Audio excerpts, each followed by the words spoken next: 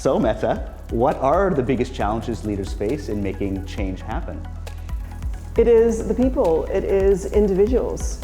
Now, there is a saying that change is seen as change if it is forced upon you. If you want it, if you see it as progress, you don't perceive it as change.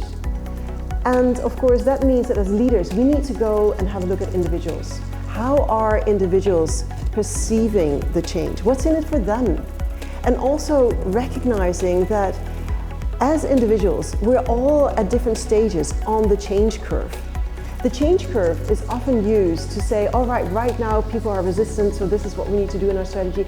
Well, the fact is you have lots of people who are all on different stages on the change curve. And if you as a leader don't realize that you need to treat people differently, individually, you will not succeed with your change.